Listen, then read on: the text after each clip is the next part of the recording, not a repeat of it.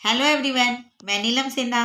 पिछले वीडियो में मैंने बताया था आप लोगों को अविकारी पद के तीसरे भेद। आज मैं आप लोगों को बताने जा रही हूँ उसके चौथे भेद। आज चौथे भेद में मैं विस्मयादि बोधक के बारे में चर्चा करने जा रही हूँ। विस्मयादि बोधक क्या है?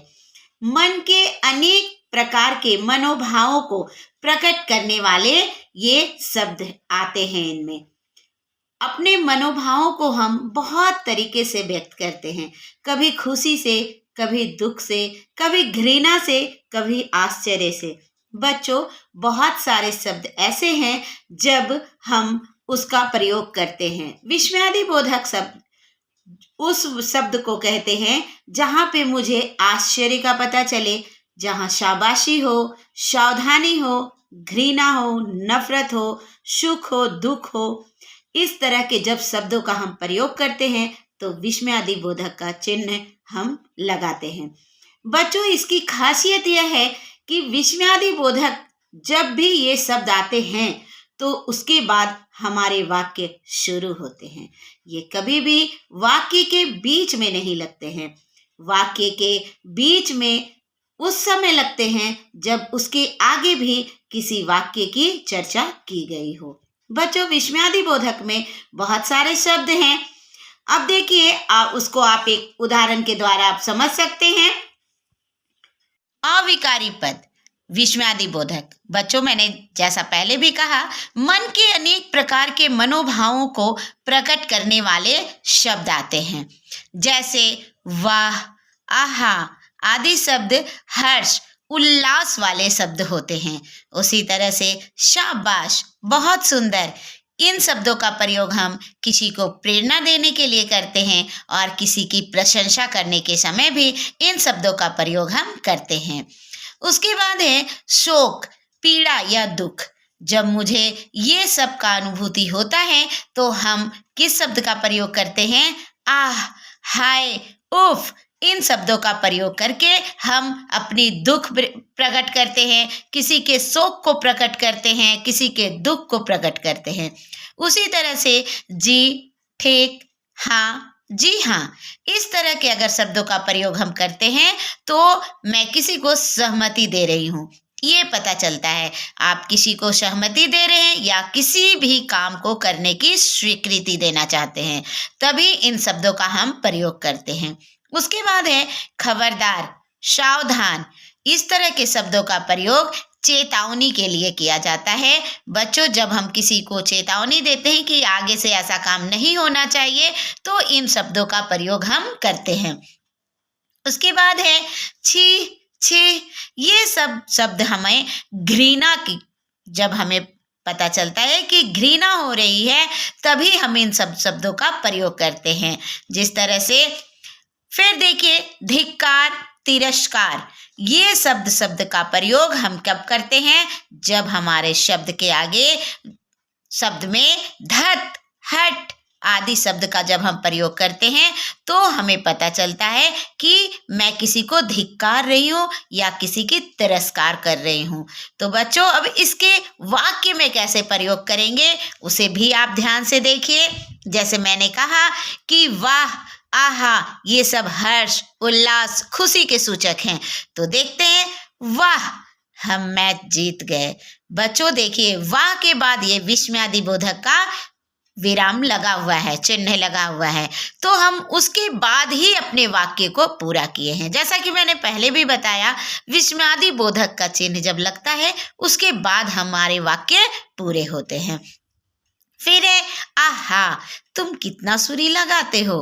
बच्चों देखिए, यहाँ भी वही है, पहले आहा, इसका मतलब है हम किसी के लिए खुशी जाहिर कर रहे हैं। नेक्स्ट देखते हैं शाबाश, बेटा तुमने तो कमाल कर दिया। अब यहाँ पे शाबाश आ गया, ये हम किसी की प्रशंसा के लिए प्रयोग कर रहे हैं। बहुत खूब, ये शब्द भी हम किसके लिए प्रयोग कर रहे हैं? शाबाशी के लिए। उसी तरह से फिर है हाय, ऐसा क्यों हो गया। जब मुझे कोई दुख होता है, जब किसी उस तरह की स्थिति के बारे में हम जानते हैं, घटना दुर्घटना की स्थिति के बारे में जब हमें पता चलता है, तो हमारे मुंह से अचानक अनायास ये सब शब्द निकलते हैं। हाय, ऐसा कैसे हो गया। उसके बाद देखिए, हाँ हाँ तुम बिल्कुल सही कह रहे हो।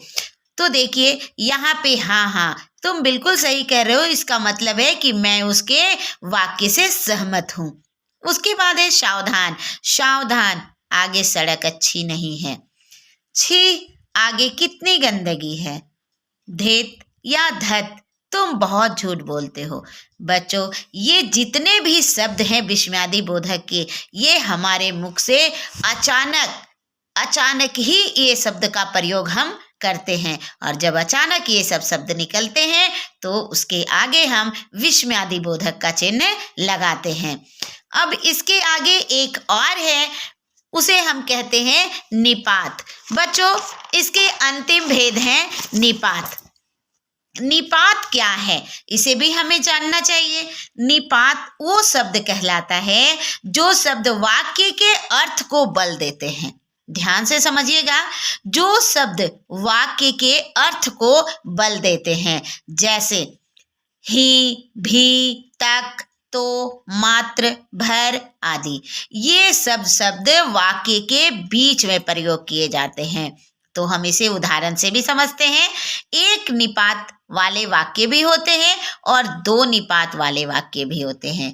तो बच्चों, कोई जरूरी नहीं है कि वाक्य जब हम लिखें तो एक ही निपात का प्रयोग हो, ही, भी, तक। नहीं, हम दो निपात का भी प्रयोग कर सकते हैं। तो देखते हैं, निपात एक वाक्य में एक से अधिक जगह भी प्रयोग किए जा सकते हैं। ये हमें हमेशा याद रखना है कि कोई भी जरूरी नहीं है कि वाक्य में हम निपात वाले शब्द एक बार ही प्रयोग करें। उसे हम उदाहरण के द्वारा समझते हैं। सामान्य या एक निपात वाले वाक्य। बच्चों, इसका उदाहरण देखिए, तुम्हें आज ही यह काम करना है। यहाँ पे जो वाक्य के बीच में ही है, ये ही बल दे रहा है हमारे पूरे वाक्य के अर्थ को बताने में। उसी तरह से वह आज तो नहीं खेलेगा। बच्चों, यहाँ भी तो निपात का प्रयोग किया गया है। उसी तरह से देखते हैं दो निपात वाले वाक्य। दो निपात, एक वाक्य में दो निपात भी आ सकते हैं, जैसे लोगों को मात्र बातें बनाना ही आता है। यहाँ पे देखिए, मात्र और ही दोनों निपात वाले शब्द हैं। अमन ने तो आज भी पतंग नहीं उड़ाई। इस वाक्य में भी निपात दो बार प्रयोग किए गए हैं। तो आपको याद ये रखना है कि जो शब्द वाक्य के अर्थ को बल देते हैं उसे क्या कहते हैं, निपात कहते हैं। और निपात का प्रयोग एक से अधिक बार भी किया जा सकता है एक वाक्य में। तो इस तरह से अविकारी पद के हमने आपको पांचों भेदों से अवगत कराया और इसकी जानकारी दी।